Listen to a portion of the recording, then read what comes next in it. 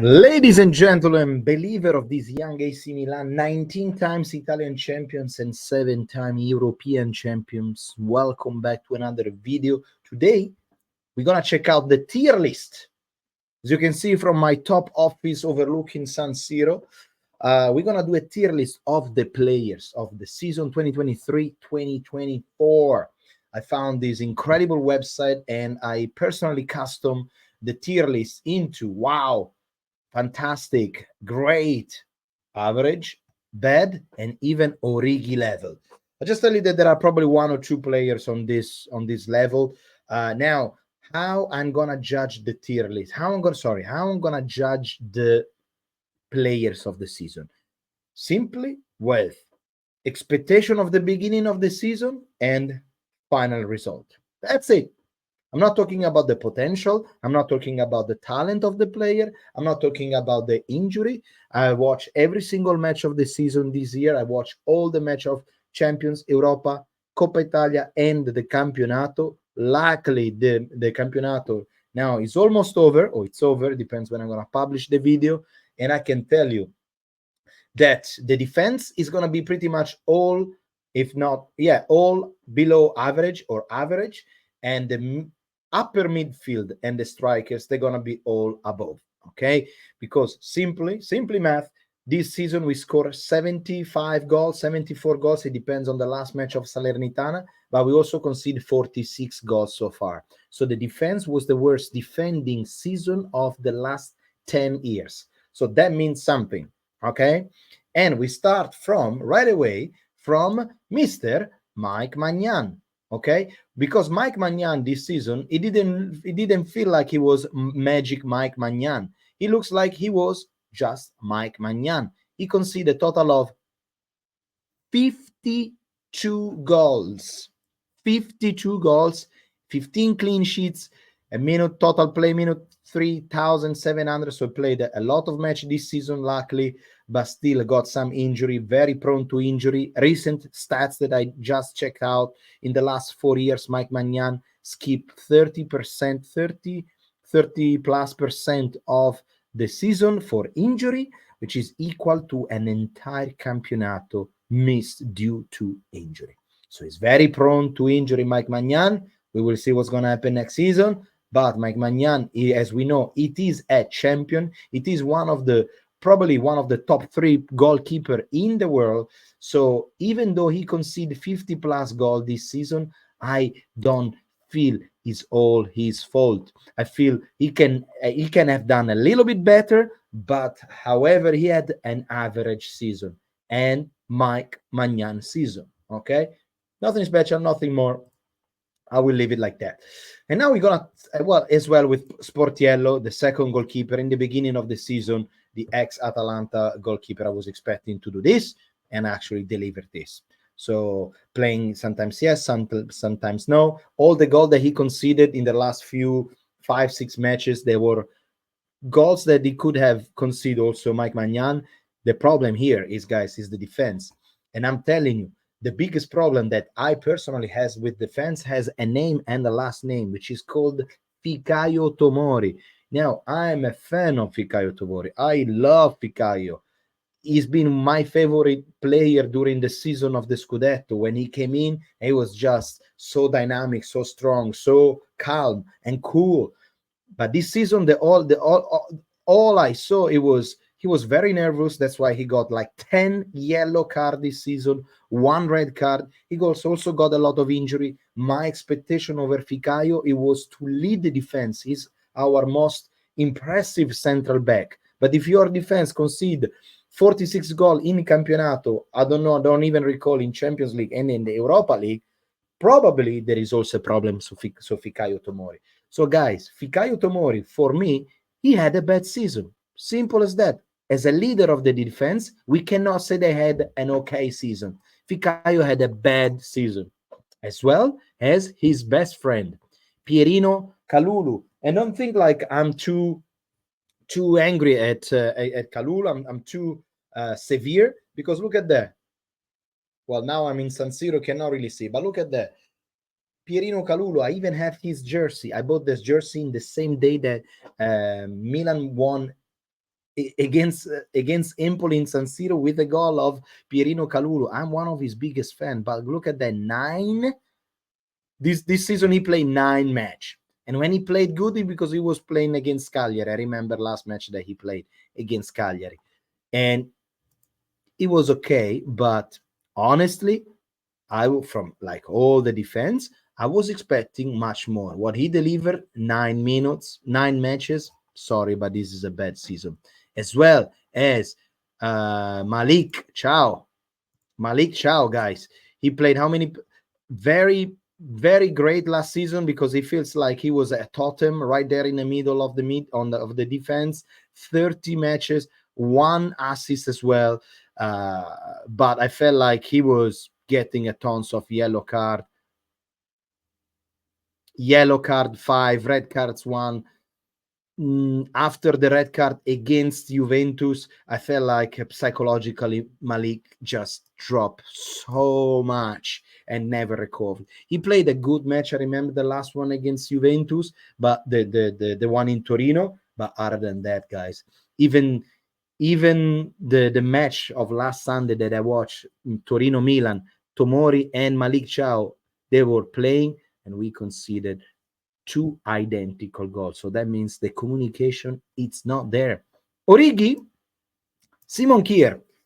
And this is not about, I mean, I think we all know that Simon Kier, he did an incredible during the season of the Scudetto. He did also quite well last season, but this season, really, Simon Kier, I had no words to express what it looked so bad every single time. He looked so 19 presents, 1 yellow card.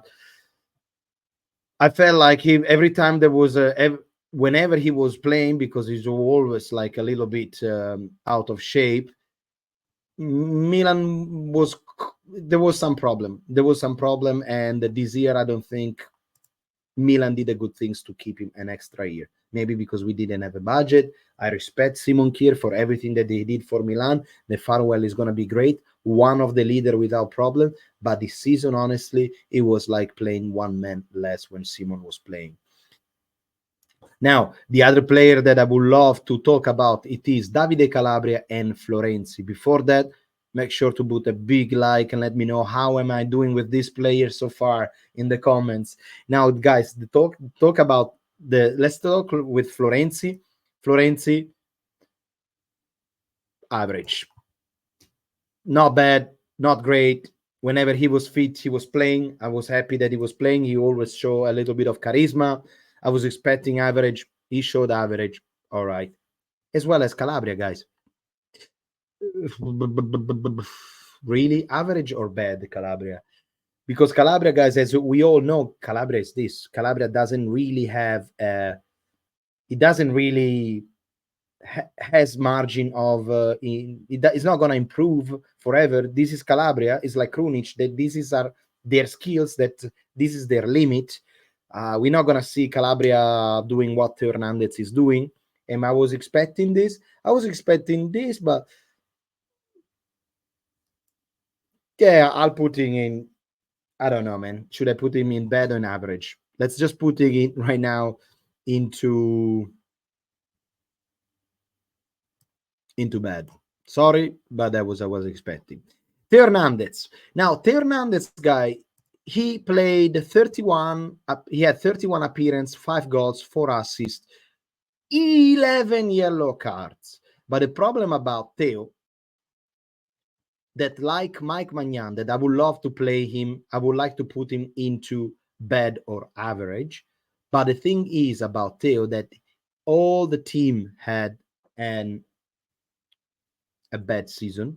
But Theo Hernandez was most of the time the reason why Milan won the match. He did a lot of mistakes. It was not just the classic average Theo Hernandez. He always shows something. The only thing that I will say about Hernandez this season that maybe he should have shown a little bit more in the important match. Okay, so because of this, I will expect my expectation. It was on great. Because I knew that Hernandez, he cannot do another year like a fantastic. Wow. I think Hernandez overall has been very, very average, which guys, the average of Florenzi is not the same average of Hernandez, okay? Because the average of Florenzi, it's a certain level. The average of Hernandez is 5 goals, assists, this, that. He didn't have a bad year. I don't think that Hernandez had a bad year. He had an okay year, like the defense. That's all. Then let's go through Mimmo Benasser. Mimmo Benasser, guys, I think he had a lot of problem this year with the midfield, with his injury after last season Champions League injury against Inter. He came back. He also had some problem in Copa d'Africa. 2 yellow cards, 19 appearance, 2 goals, 2 assists. I felt like Benasser was really getting a little bit better, especially when the season was over. But other than that, he was really, really, really, really average. So I don't think it was a bad season. I think it was an average season for Benasser. I still love him. I hope he's going to get fitter next year. Otherwise, if he's going to perform another season of what we just saw with Benasser, he's going to be down in bed. I'm sorry to be so severe, but defensively, we've been shit this year. So we need to be honest and see actually what's happened, because conceding 50 plus goal is not for Milan. So that means there is something wrong. Okay. Now, another midfielder that I think is being pretty okay. I didn't know what I was expecting. It was Musa. Musa had no idea what to expect from Yunus Musa. I saw him playing just the highlights on Valencia, but I had no idea where to play him. I think Musa has an incredible potential, but the only thing is Musa has to have the right coach to play him in the right position. Excellent potential, great investment. Does it worth this year 20 millions? No. For this reason, he had a bad season. Simple as that. He can only get better. Let's put this. He can only get better. Now, another midfielder. Do we have anybody? Well, Krunic, I'm not going to talk about Krunic. Adli, I have to put him on great. Simply because I had no idea how he was playing. We saw him a little bit playing in the pre-season match. We saw him playing in some highlights, but other than that, we never see him playing into the competition in Serie A. Yes, he did a lot of mistake, especially in controlling the ball. Sometimes was causing the counter attack of the other team. But overall, I think I was not expecting to be this good. And I'm happy because he can do much better. But definitely, I think Adli had a better season than Benasser this year, for sure. Yeah. That's what I will say. Okay.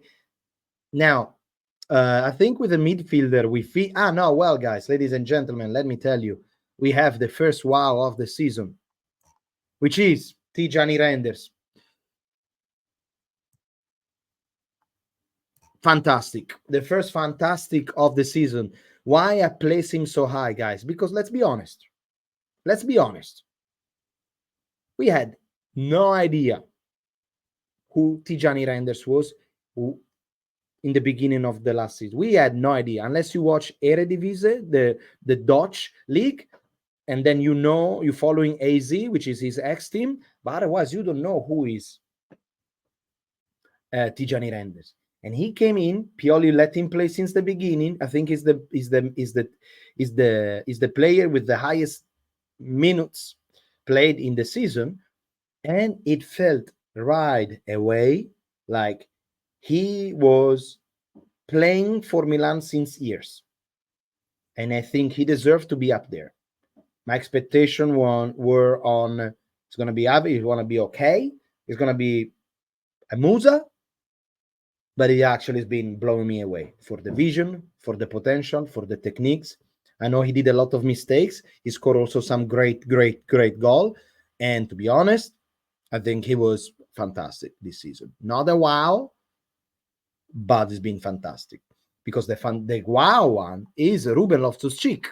To me, I checked his stats before coming to Milan at Chelsea, and he probably scored 1 or 2 goals in his whole career. This season, Ruben Loftus-Cheek scored something like 9 goals and 9 assists. And when he was fit, he was a tractor in the middle of the midfield.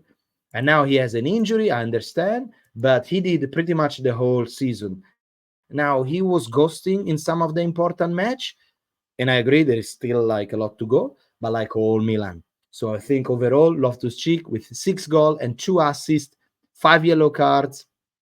I think he did really, really, really good this year. 10, look at that. 10 goals and 2 assists. So I think pretty good, and I was not expecting this. So that's why I placed him on WoW. But it's going to be very hard for him next year to be still on WoW because, yeah, it's not super, super, super easy. Now, who else we got here? I can see Pobega. Pobega had a bad season, guys. Pobega had a bad season. Don't even remember how many games he played.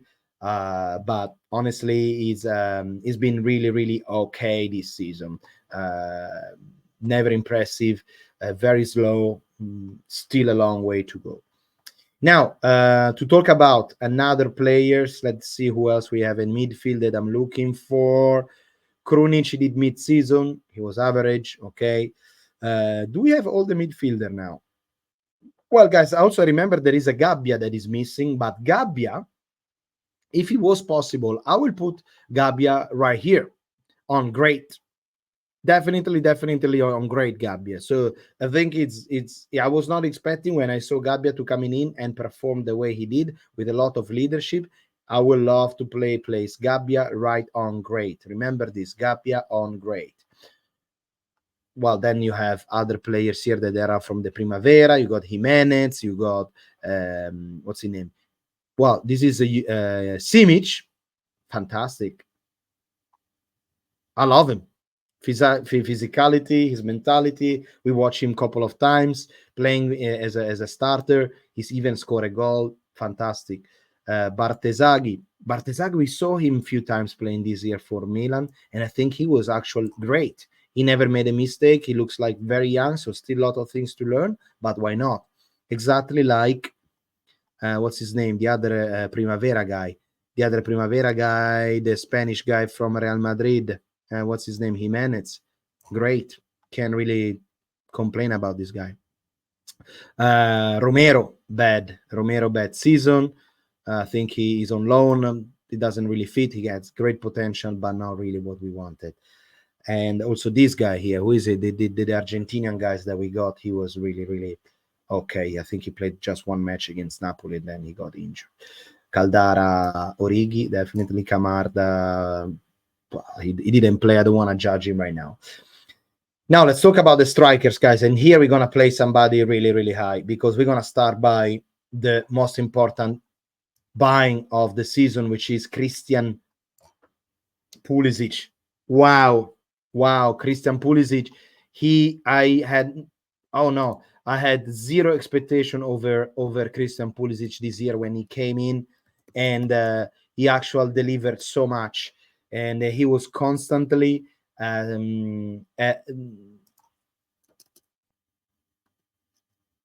to spell this? Pulisic. Pulisic. Yeah. He was constantly dribbling.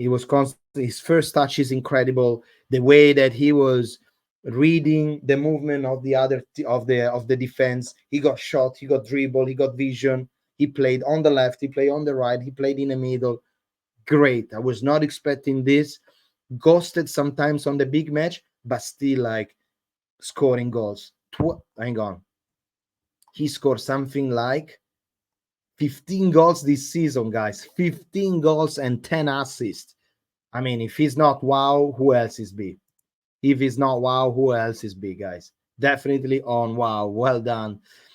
Jovic. Now, Jovic, we keep in Leao and Pioli for last, guy. Now, Jovic, he scored something like 9 goals this season. And I think we bought him 9 goals this season, 1 assist. And he was the demon, the Serbian demon that when Pioli was playing him, he was scoring a goal. Now, I think he was really, really, really, really surprise for all of us. And I think we were not expecting to do this. So I think Jovic has to be on great. not fantastic, simply because when he was playing as a starter, it was always a bad match for Milan. So he doesn't have really the skills to play as a solo striker. He always have to be playing as a second striker. So I think it's not been fantastic. I think it's been great, in between great and fantastic. But 10 goals, it's really, really a lot. Okafor, again, great. Was not, I didn't know what to expect coming from a Swiss league, to be honest. But he looks, he had a lot of problem with the injury, but like Okafor scored a good amount of goal this season. I will say now, I'm going to find for you. But he always, especially as a sub, he always looks extremely dangerous when he was coming in. And he solved a couple of important match. One on top of my mind, the match against Lazio, 1-0, scoring goal in the last minute. So that means that he's fit. He's ready mentally. He want to play for Milan. Look at that. He scored 6 goals on the first season. I can't really complain. He's not really a first striker. He's more a winger. So we have to place him, of course, on great, not fantastic, because if he was scoring like Jovic, maybe it would be higher. But overall, yeah. I think at the end of the video we're gonna do a remix to understand if I place everyone on the right spot. That's what I'm saying. Okay, we will see. Maybe we're gonna remove a little bit. We're gonna move them around. Chukwueze. Chukwueze, very average. Very average this season. His first season in Milan, not easy, coming from Valencia, from a Spanish league. Pioli really played him sometimes, not all the time. He played him sometimes. At the end of the year, he actually didn't really score many goals. I think he scored maybe 1-2 goals at the end of the season. I know the potential is there, but he had a better season. He always looked dangerous. He's always tried to dribble. A couple of good matches he played for sure. Against Newcastle, for example. He played against Borussia Dortmund quite well. He's very European. He's gonna go really, really good in Europe, I believe. A total of 3 goals and 3 assists. We can place on the same plate of great like Okafor, but not because we don't believe in Chukwueze. I think he had a year of adjustment, a little bit of injury, a little bit of that. Average, okay, plenty of potential, okay, very, very, very plenty of potential. Now we got 3 to finish into judge, which is Giroud, Leao, and Pioli.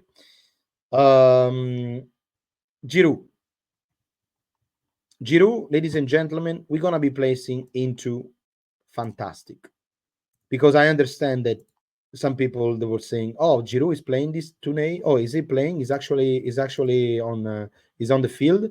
I understand that, but this guy has 37 years old, and at 37 years old, he scored 16 goals and 9 assists as a central striker in one of the top team in Italy.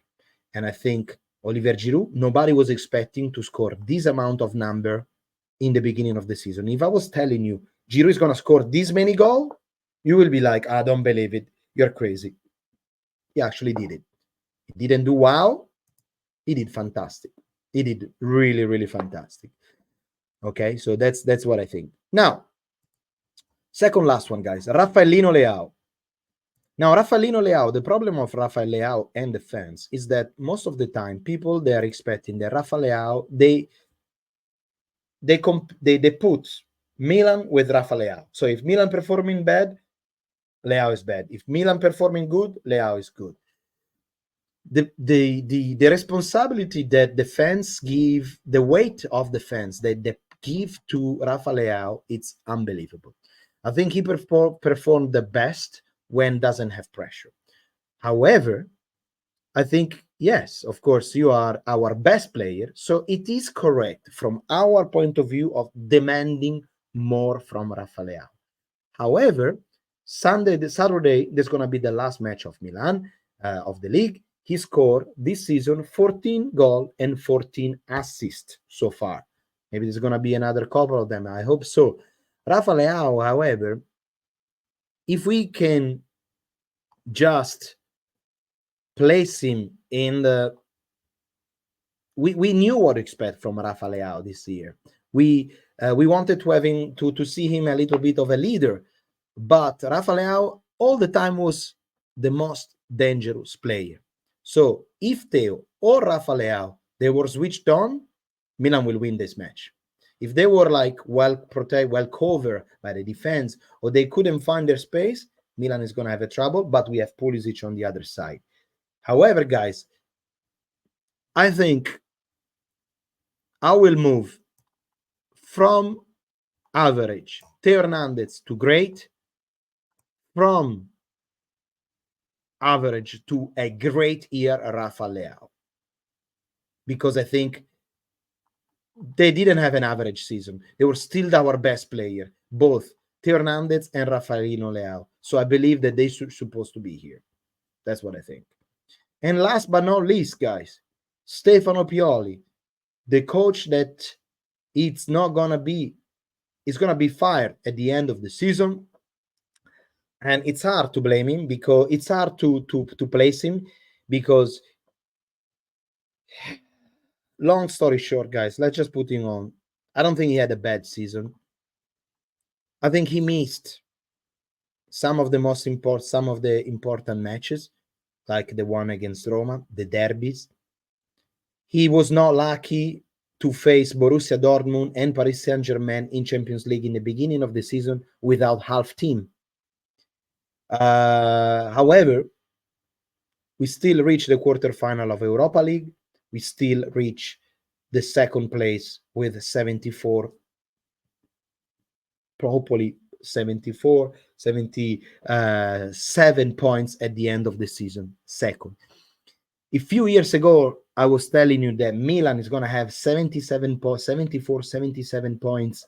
the end of a season. We're going to be arriving second in the league, reaching the quarterfinal of Europa League. And I will say, guys, this is considered a bad season for Milan. If I was telling you during Bente era, you will be like, this is crazy. What is going on? This is incredible. Good job. I know it's Milan. We always have to point towards the sky, towards the heaven. But I don't think that Pioli and Milan this season have done a bad season. I can't say that. It's not been great, because it would be better if we have a trophy at least. It's been average. It's been okay. But if second place with scoring so many goals and reaching good qualification part of hopefully next year of Champions League, performing better there, we call it average, I think we are on the right way, guys. I think we are on the right way. Anyway, guys, this is it. This is it, really. It's a long video. Hopefully you're gonna like it. Hopefully, I don't expect that you're gonna agree with everything I said. I expect that you're gonna comment what you don't really agree with me, always with respect, of course. Don't be too mean. But overall, guys, I think this is really it. I think it's been an average season, and I love to call this season average, because that means our standard, they are really, really going up. Other than that, ladies and gentlemen, believe in this young AC Milan. Believe in this young AC Milan. Ciao. To the next video.